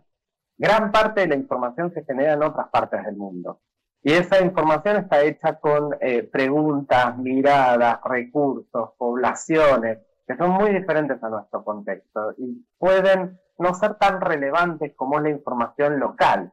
Entonces, para nosotros siempre va a ser fundamental generar información local de buena calidad, de la mejor calidad que podamos generar, con la mirada local, con preguntas de investigación locales que tienen sentido en nuestro contexto. Y para lograr esa, de alguna manera, independencia o tal vez contribución al conocimiento, lo que es necesario es generar más y mejor investigación local, y para eso hay que promover la adquisición de competencias en investigación. Algunas ideas relacionadas con esto es algo súper importante, proteger la motivación, vuelvo a decir, motivación a investigar y motivación a aprender a investigar, desarrollar dispositivos apropiados para el contexto. Para eso el marco que les propuse sirve para repensar cuáles son las competencias y cuáles son las actividades para desarrollar esas competencias que se pueden incorporar al contexto en el uso del laburo local. Cómo enseñar y aprender a hacer investigación, siempre repensarnos como que estamos aprendiendo permanentemente, porque de hecho es así, no hay proyecto de investigación que no nos enseñe algo. Desarrollar esta cultura, desarrollar más, impulsar más esta cultura de mentores en investigación, valorar la investigación y promover la seguridad psicológica en los equipos de investigación, y enmarcar la investigación siempre como una actividad de aprendizaje. Yo quisiera que pensemos en esta idea de potenciar, porque cuando los equipos de investigación tienen el objetivo de que cada uno de los miembros potencia a los demás, es claro que el equipo no tiene techo y se desarrolla el máximo potencial individual. Esto es súper interesante, porque a veces no se da nunca espontáneamente, pero se puede generar esa cultura Y la verdad que tener la posibilidad de trabajar en un equipo de investigación con esos valores es un privilegio y súper deseable. Bueno, son muchas cosas, espero que esté un poquito ordenado y se vea conectado. Esto es parte de la bibliografía que recomiendo para como capa basal de conocimiento para competencias en investigación, competencias complejas. Bueno, eso es todo lo que les quería contar hoy en 20 minutos. Diego, ¿cómo estás? Esteban Gándara, hace tiempo que no nos vemos. Un gusto, realmente la presentación estuvo excelente. Te hago una pregunta. Si tuvieras que decir de tu carrera, ¿qué fue lo que más te ayudó para desarrollar investigación? En pocas palabras, pero ¿qué fue lo que más te motivó? Qué linda pregunta. Hola Nora, ahora te veo. Yo diría que lo que más me motivó fue enseñar. Y más que enseñar, compartir lo que sabía. Yo creo que sí tuve el privilegio de pertenecer a equipos de investigación donde el valor era potenciar a los demás. Y me parece que el motor más fuerte de mi carrera fue focalizarme en potenciar a mi equipo, individual y grupalmente. No tengo ninguna duda de eso. Y que aprendí tanto de cualquier miembro de mi equipo, y digo cualquiera, porque aún la gente más nueva te sorprende. Tiene una mirada que resuelve algo que vos nunca hubieras pensado. Y eso es una lección de humildad increíble, porque hay que aprender que tienen que estar en la mesa los que tienen que estar, y siempre hay que mirar quién falta, y que todos tienen una voz válida. Y hacer investigación desde esa perspectiva me parece que es lo que más me ha motivado en mi carrera. Y por eso, de lo que les hablo, tiene más que ver con generar esos equipos que con conocimiento en sí. Porque el conocimiento está. Hoy en día hay tantos recursos para adquirir conocimiento, pero el tema es generar esos grupos humanos que son capaces de autocatalizar su propia evolución. Yo creo que eso es fundamental. Bueno, muchas gracias, amigo. Gerardo Tuchman, los cirujanos lo conocen realmente. Gerardo, yo no tengo mucho para decirte, realmente más allá de decir admiración por tu carrera, también siempre desde el Departamento de Investigación creo que nos ha venido muy bien tu visión. Muchas veces ha sido contrapuesta, muchas veces hemos discutido cómo mejorar las cosas, pero siempre tratando de que se pudiera desarrollar investigación. Gerardo es un claro ejemplo de mentoría, claramente de la colaboración, del desarrollo de ideas, de encontrar un nicho en el cual alguien se puede desarrollar. Unas personas que más ha publicado en el hospital, y realmente es un gusto tenerte acá para que nos cuentes cómo ha sido tu experiencia y cómo podemos todos seguir su ejemplo. Quiero agradecer, gracias Esteban por las palabras y agradecer también al Departamento de Docencia por la invitación. Esta charla está orientada al médico joven, ¿no? Eso un poco me pidieron, a estimularlo un poquito a los residentes, a los médicos jóvenes del hospital que se quieren iniciar en este camino escabroso de la investigación.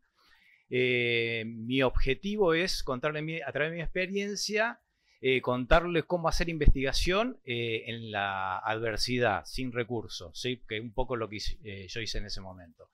Viendo estas charlas de gente académica, yo sorprendentemente voy a terminar hablando de cosas muy parecidas sin tener una estructura académica, ¿sí? Porque lo mío fue un poco a los ponchazos, un poco como por ganas, pero voy a terminar diciendo prácticamente lo mismo. Entonces le voy a contar, a ver si puedo pasar, ahí está.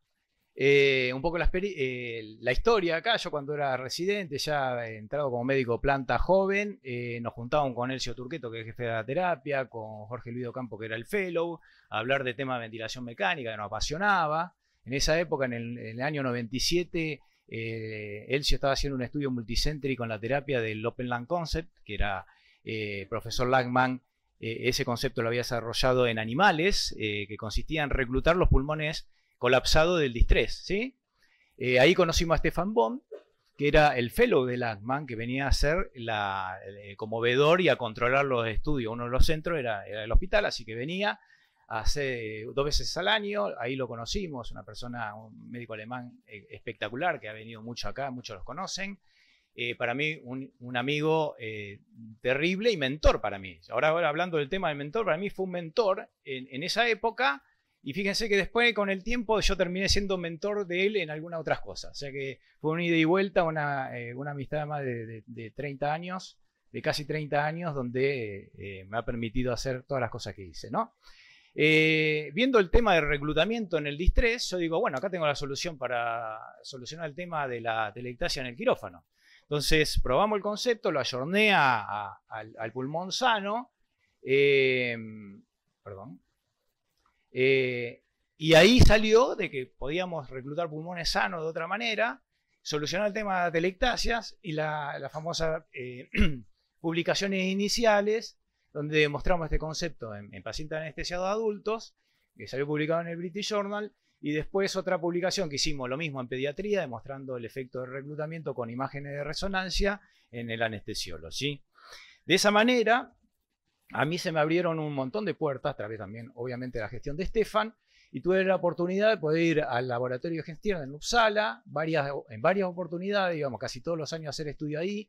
Göran Gestierna es el padre un poco del conocimiento de lo que pasa con el pulmón en la anestesia, así que para mí estar ahí era una ilusión. Y ahí conocí un montón de personajes que lo ven ahí. Yo estoy seguro que Nora y Mariano conocen ahí a Marcelo Amato, a Bocan Marek, a John Marini, a Anders Larsson. Bueno, una serie de nerds como yo, que nos juntábamos a hablar de esto, y nuestro hobby era hacer estudios y tomar cerveza a la noche y hablar de estas cosas, ¿no? Ahí, entonces, a la izquierda van a tener una lista de los principales temas de investigación que desarrollamos. De hecho, hemos la ecografía pulmonar, por ejemplo, con Cecilia Costa, acá en el hospital la hemos validado para hacer el diagnóstico de atelectasia intraoperatoria. He participado también en estudios relacionados a la tomografía por impedancia eléctrica y capnografía o oximetría, ¿sí? Esto es un poco en resumen lo que hice en estos años. Ahora yo voy a tomar la capnografía como ejemplo para dar unos tips a los nuevos investigadores del hospital, para fomentar y tratar de explicarle un poquito cómo hice todo esto. ¿Por qué la capnografía? Porque la desarrollamos prácticamente de cero acá en el hospital, ¿sí? Desde las cosas más básicas a las más complejas. Entonces, voy a empezar hablando de la motivación. Ya hablé de mentor, que lo nombraron, y hablo de la motivación, que decía el doctor Junta, ¿no? La motivación es el motor y la energía que nos da a nosotros esa fuerza para hacer el camino de investigación. Un camino muy largo, complejo, pero que da también muchas satisfacciones. La motivación general es hacer una actividad académica, es seguir la carrera académica, tener un doctorado, un posgrado, una maestría, ¿sí? Es lo que hacen todos habitualmente, que lo hacen porque o trabajan en la facultad o en un hospital escuela, siguen la carrera académica, o porque directamente quieren conseguir un buen trabajo. Uno en Europa, en Estados Unidos, tenía un PhD, consigue trabajo por cualquier lado, puede ser jefe de servicio rápidamente, puede ser un director médico de una empresa de medicina, sin ningún problema, ¿sí? En el caso mío, no se van a reír, yo les voy a contar cuál era mi motivación.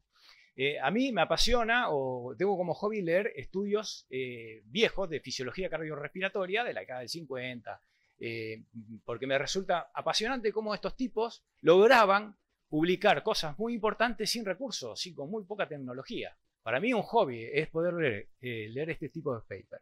Y lo voy a presentar acá hablando de capnografía, del primer estudio hecho por Aiken y Clark Kennedy en el año 1928, donde ellos estudian el CO2 alveolar, el gas alveolar, durante el ejercicio. Entonces ellos, sin querer, desarrollan este aparato que está acá al lado, que es el primer capnógrafo volumétrico que está publicado, sin saber los alcances que podía llegar a tener esto. Acá hay una boquilla donde el voluntario respiraba y medían el volumen con un espirómetro, pero también el gas se juntaba en una serie de frascos que estaban controlados por válvulas eléctricas que activaban y cerraban los frascos en forma secuencial durante una expiración prolongada. Entonces estos autores lo que lograban construir era un camarógrafo volumétrico. El primer camarógrafo volumétrico, CO2, que lo medían en los frasquitos, con el volumen, con el espirómetro, lograron la primer camarógrafo volumétrico. Para mí, fantástico. Una cosa, yo leía esto y no lo podía creer. Entonces mi ilusión era, y ahí veo la motivación, digo, yo quería publicar algo parecido a esto. Digo, ¿cómo puede ser que yo ahora con toda la tecnología que tengo, digo, tengo que hacer algo parecido? Entonces mi ilusión era poder, aunque sea, publicar una cosa en un journal más o menos de importancia relacionada con este tema. El segundo punto importante es generar una buena hipótesis. Una buena hipótesis abre puertas y crea puente entre gente, fundamental. Yo no estaba ahí porque era narigón, hincha de Boca o porque se reían como hablaba. Yo estaba ahí porque generaba buena idea y buena hipótesis, ¿sí? Entonces tuve oportunidad de estar en distintos laboratorios en Europa generando esto. Y yo le venía machacando a todo el tema de que teníamos que hacer algo con la camerografía volumétrica. Molesté tanto a toda esta gente que me consiguió un camarógrafo. Entonces yo era responsable de, cuando hacíamos un protocolo, de verlo desde el punto de vista del CO2. Entonces hacíamos los protocolos iniciales y después yo hacía 1 o 2 publicaciones con el CO2. Y eso nos convenía a todo porque aumentábamos el número de publicaciones. Así de fácil. Así que siempre me convocaban. Ahora, la buena hipótesis, ¿cómo hago yo para hacerlo? Yo no tengo estructura académica, así que no sé cómo se hace académicamente. Seguramente va a haber alguien que sea experto, como Nora, y me va a decir, y sí, más o menos se hace así. Entonces yo lo que hacía inicialmente era, bueno, en el caso del tema de la camerografía, me puse a hacer búsquedas bibliográficas con distintos buscadores para tratar que no se me escape ningún paper. Me transformaba en un experto teórico en ese tema. Buscaba críticamente los puntos contradictorios, donde sabía que había autores que se decían cosas distintas u opuestas, pero lo más importante es que buscaba puntos desconocidos, puntos donde no había información. Ahí donde nosotros nos aseguramos que vamos a tener una buena publicación, ¿sí? Por eso yo recomiendo la lectura crítica de paper, que hay que hacer estos cursos que decía Esteban, porque ellos que son expertos nos enseñan a nosotros a leer entre líneas y a descartar la basura. No se olviden que hace poco el editor de New England dijo que el 70% de lo publicado es basura. Entonces eso nos va a servir para nuestra actividad clínica, pero también para investigar. Ahora, una vez que uno se transforma en ese experto teórico, todo lo que está en rojo yo lo agregué ahí. Y digo, yo lo que recomiendo es que de un momento para otro dejen de leer lo que está publicado. Porque si nosotros seguimos leyendo a esos autores que nos gustan, nos vamos a sesgar por esos autores. Vamos a hacernos las mismas preguntas y vamos a hacer los mismos estudios, o estudios muy similares. Entonces yo lo que propongo es animarse a ser autodidacta, a generar un conocimiento propio, ¿sí? Y para eso debemos empezar a leer cosas que tienen que ver con el tema, pero irse un poquito por las ramas. Yo entonces empecé a estudiar cómo era la cinética de CO2 en el cuerpo humano, pero también en las aves, en los perros, para buscar puntos comparativos. Estudiaba el concepto, cómo físicamente el CO2 difundía a través de la membrana, me iba a la circulación extracorpórea de cirugía cardíaca, a ver qué pasaba. Estudiaba cuáles eran los métodos para detectar el CO2, porque encontraba ahí un montón de preguntas que me generaban hipótesis. De ahí, con un poquito de imaginación, aplicaba una hipótesis y la probaba dentro de un marco clínico aceptable, y no faltando, obviamente, la ética, probaba esas pequeñas preguntas. Por ejemplo, una pausa inspiratoria, decían que mejoraba la eliminación de CO2, yo me iba a cirugía cardíaca, tenía gases arteriales, que tenía que sacar gases arteriales, ponía el caminógrafo, le ponía pausa al seteo ventilatorio, se lo sacaba, le sacaba unos gases y me fijaba cómo estaba. Así de fácil. Entonces uno va tirando a la basura algunas hipótesis que no sirven y guardándose algunas que sí sirven, ¿sí? Que eso va a ser en un futuro, tal vez, una hipótesis para tener en un estudio. Entonces, otro de los puntos importantes es buscar recursos internos y externos. No solamente los grants y las becas, que es dinero, que acelera todo, que está bueno tenerlo, pero también buscar recursos humanos. Nosotros tenemos un hospital de escuela, tenemos estudiantes, tenemos enfermeros, residentes, colegas que están muy entusiasmados, algunos, no todos, pero hay que tratar de identificar a esas personas y convocarlas a los estudios. Toda la parte de soporte, equipamiento, medicación, descartable, yo ya lo tengo incluido en mi anestesia, así que yo no tenía que buscar eso porque está contemplado dentro del sistema de medicina actual, así que no habría problema con eso. Interiorizarse por los recursos locales. Si yo estoy haciendo estudio ahora, la oximetría de pulso y quiero medir la onda de pulso, lo tengo a Federico Salazar, que es un experto en el tema. En el caso de la resonancia, yo tenía la población de chicos en un resonador y no había nada publicado sobre la telectasia con resonancia en chico con efecto de reclutamiento. Para mí era una cosa que era súper fácil hacer un estudio de alto impacto. Y después hablar con empresa, porque yo tenía un camnógrafo en Europa para hacer los estudios de animales, pero me tuve que conseguir un camnógrafo acá para poder hacer estudios clínicos, ¿sí? Otro punto es este que ya lo han dicho, ¿no? Conectarse con otros expertos, buscar expertos en el tema y formar una red de investigación. Hoy ya casi no se puede hacer investigación que no sea multidisciplinaria con expertos. Si quieren hacer algo de calidad, olvídense de hacerlo. Se puede hacer solo, no hay ningún problema, pero tengan en mente que esto es lo adecuado. Tienen que buscar, por ejemplo, nosotros necesitamos hacer una estadística compleja, la buscamos a Leila Ricci en la Facultad de Matemática, ahora la tenemos a Nora que no hace ese tipo de análisis. Yo tenía que procesar una señal biológica, me iba a la Facultad de Ingeniería para buscarme un ingeniero experto en eso para que me haga eso, o un experto en inteligencia artificial, etcétera, etcétera, ¿sí? Lo bueno de esto es que uno empieza a hacer una red grande, tiene distintos estudios, porque no hace falta hacer un estudio, uno puede tener mucha gente trabajando al unísono en una serie de proyectos, y lo bueno de esto es que hay otras redes que te empiezan a convocar. Entonces voy a comprar un ejemplo que es bastante interesante, digo, para mí muy, muy lindo, por ejemplo, de Diego Portela, que es un anestesiólogo veterinario argentino que vive en Estados Unidos, y me llama una vez, se contacta conmigo, yo no lo conocía, me dice, mira, yo soy fulanito tal, tengo que hacerle la anestesia a un gorila, dice, tengo un camnógrafo volumétrico, pero no tengo ni idea cómo analizarlo. ¿Me lo puede analizar vos? Le digo, sí, dale, vamos. Y ahí salió una publicación. El primer camnograma volumétrico en un gorila de 180 kilos, para tirar el dato, en proporción, tiene el mismo espacio muerto que un adulto promedio, pero con un volumen corriente que 3-4 veces más, ¿sí? Nada más que eso. Otra cosa, ser sistemático en investigación. Cuando uno identifica un tema que no está desarrollado, uno tiene que ir pensando en los distintos escalones de investigación. Hay que construir una escalera de lo más básico a lo más complejo, de la A hasta la Z, para ser un poco prolijo, primero por un lado, y por otro lado, porque si no hacemos los primeros pasos y no los publicamos, se nos va a hacer muy difícil querer explicar el paso final, que por ahí es el más atractivo. Uno siempre cae en la tentación de querer hacer esto, pero hagan primero lo otro que le va a ir mucho mejor.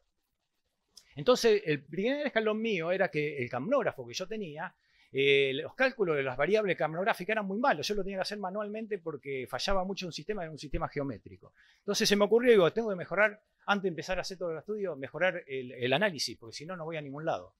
Leo un paper de Venegas, esto yo decía, dice por las ramas, fíjense, un paper de Venegas donde hace un fitting de la curva volumen-presión para medir la compliance pulmonar.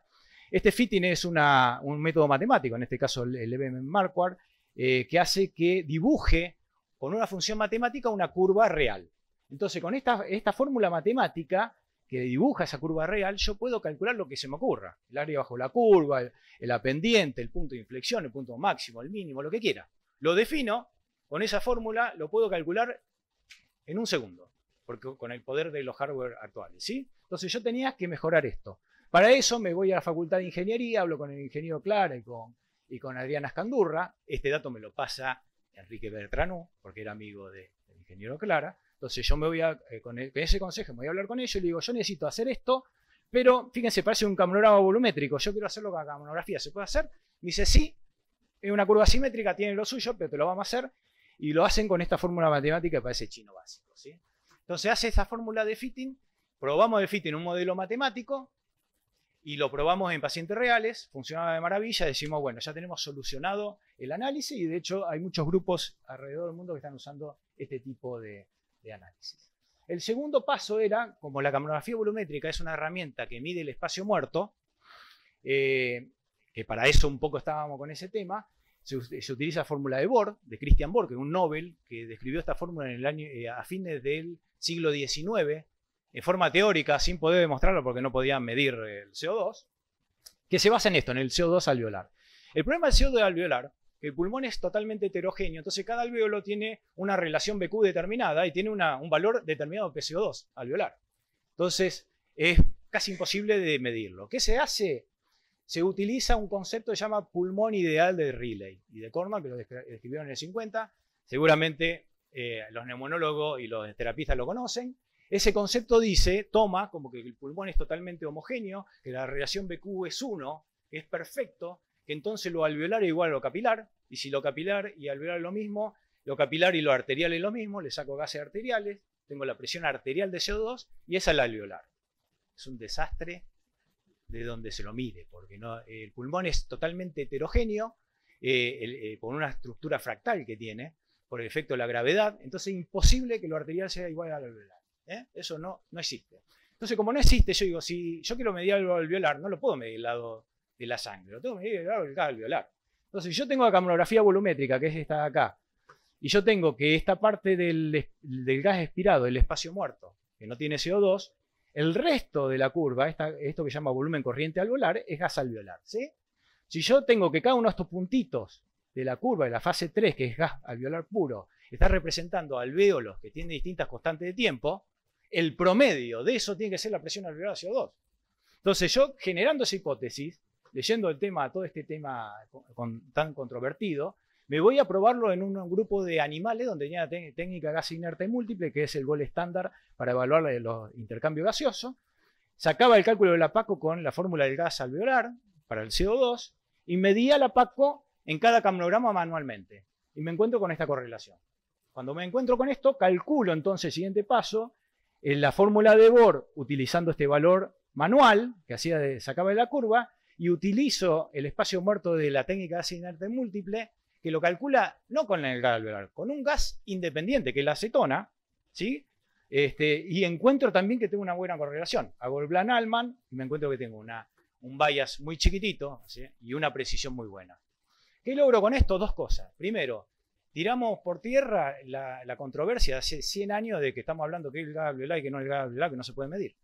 Y el segundo punto, que es más importante, que yo puedo aplicar la camnografía, el espacio muerto de Bohr, respiración a respiración en forma no invasiva, sin gases en sangre, con la camnografía volumétrica. Entonces yo ya tenía los dos puntos más importantes, los primeros dos pasos. Ahora me tocaba publicar datos normales, porque no había datos normales con estas técnicas nuevas. Entonces, en esa época, Eduardo San Román, ahí Nora los conoce a todos, a Sergio Gianazzi y Emiliano Bagnat, del Hospital Italiano, se contactan conmigo y me dice, che, tengo que hacer un estudio con distrés, esto está buenísimo. Digo, bueno, pero antes de distrés, vamos a publicar datos normales.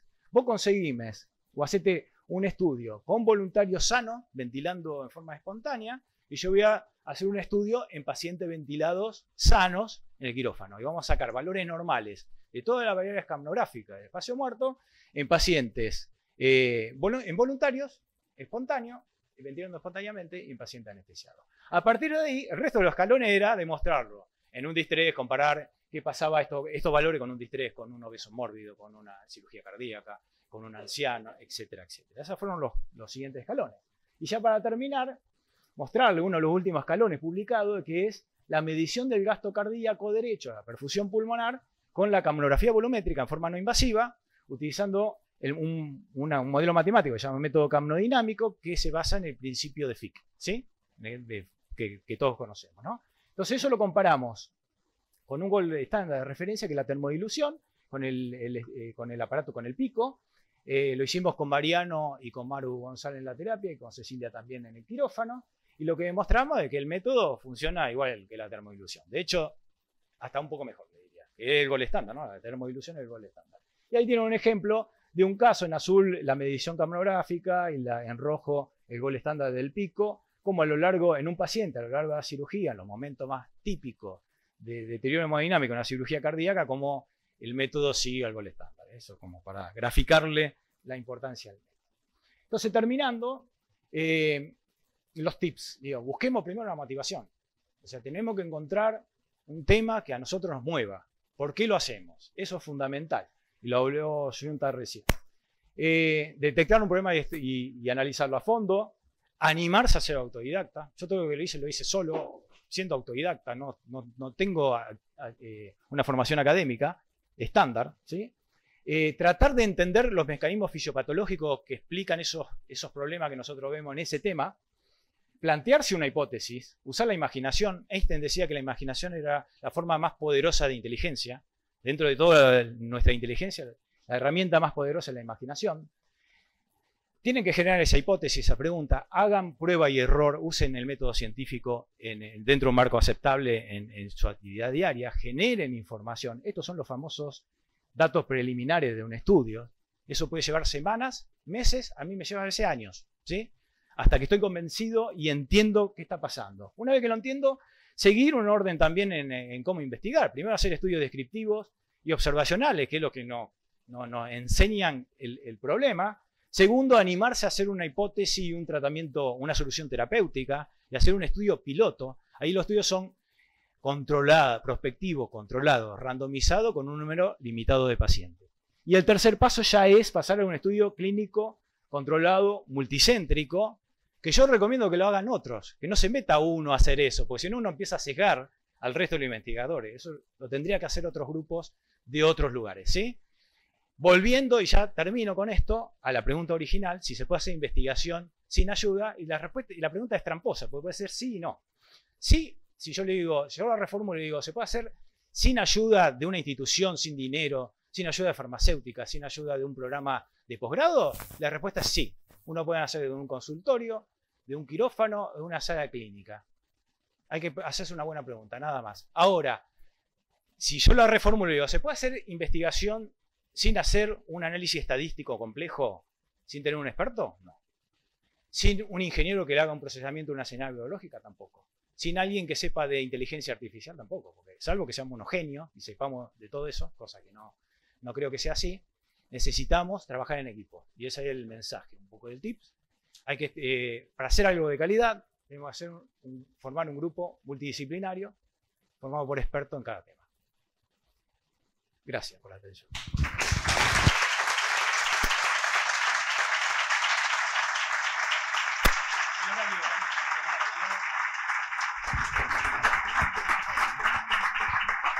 La verdad, Gerardo, fue un placer escucharte y es escuchar y venir a ver cómo en tu propia experiencia estás repitiendo lo que va surgiendo de estas charlas, que es trabajar en equipo, desarrollo, empezar de a poco. Mucha gente viene, yo quiero hacer un estudio randomizado, controlado, nunca hiciste un trabajo. Siempre hay que empezar de a poco, buscar las ideas, entender lo que está haciendo, rodearse de gente que lo va a nutrir, lo va a ayudar, ¿eh? Y me gusta que digas también escuchar otras campanas, que nos muestren un poquito dónde están los potenciales errores y empezar a armar. Creo que no existe el que vaya a hacer un estudio de primera vez que salga perfecto, Siempre hay que empezar de a poco, siempre hay que escuchar y siempre hay que nutrirse. Gerardo, muchísimas gracias por tu charla, realmente ha sido un placer. Leticia nos va a contar un trabajo. La modalidad de los trabajos va a ser una presentación de 7 minutos y 3 minutos de preguntas. Bueno, buenos días. Comienzo. No te preocupes, Nora, voy a ser breve, pero quería mencionar algunas cuestiones en función de las disertaciones que escuché recién. Mi nombre es Leticia Vivas, yo soy investigadora del CONICET y formo parte del Instituto de Investigación en Psicología Básica, Aplicada y Tecnología del CONICET y de la Universidad Nacional de Mar del Plata. Así que bueno, hablo sí desde el lado académico, pero con mucha trayectoria de intercambio con este hospital. Yo empecé en el 2006 gracias al doctor Gonoraski, que nos abrió las puertas muy generosamente, bueno, desde ese momento hasta ahora, y actualmente con el doctor Pablo Ioli de la Unidad Neurocognitiva, que también nos permite realizar investigación en esta institución. Así que sí, creo fuertemente en el trabajo colaborativo, en el trabajo interdisciplinario. Me parece que es fundamental que uno se fortalece, hace crecer la investigación y aprende mucho de este trabajo interdisciplinario. Así que bueno, ahí lo ven también en la conformación de nuestro equipo, que es fuertemente interdisciplinario, y en la articulación entre instituciones. Así que también por ir rescatando lo que decía el doctor Gándara, nosotros apostamos a la sinergia entre universidad, CONICET y esta institución, así como otras, así que creo que podemos llegar mejor a esos objetivos que vos planteabas con estas sinergias, así que abiertos, digamos, a seguir profundizando y fortaleciendo estos vínculos, y de nuevo agradecidos por el espacio que ustedes nos brindan. Bueno, yo les voy a contar, esto es una foto, digamos, es el proyecto actual que tenemos, como les digo, una larga trayectoria de proyectos. Este es el que estamos haciendo actualmente, que es una investigación aplicada, es el desarrollo y la adaptación de una prueba de evaluación del lenguaje para pacientes con un síndrome que se llama afasia progresiva primaria. Entonces, bueno, como les digo, se trata de una prueba para evaluar y clasificar a esos pacientes, que ahora los voy a describir un poco más. Esta prueba fue desarrollada originalmente en Inglaterra con la finalidad de que tenga versiones distintas en distintas lenguas para poder hacer estudios multicéntricos. Y nos va a permitir evaluar tanto a pacientes con afasia progresiva primaria como otros síndromes donde esté afectado el lenguaje. El objetivo general de este trabajo puntual es hacer el análisis psicométrico de esta prueba. Para aquellos que no estén familiarizados con el síndrome, les cuento brevemente que se trata de una demencia que comienza con síntomas del lenguaje. Ese síntoma es el principal y se mantiene durante el primer periodo de la enfermedad y luego van apareciendo otro tipo de síntomas neuropsicológicos. Hoy en día se distinguen 3 variantes, que son la semántica, la no fluente y la logopénica, que tienen, como pueden ver, patologías moleculares distintas, tienen un cuadro clínico distinto.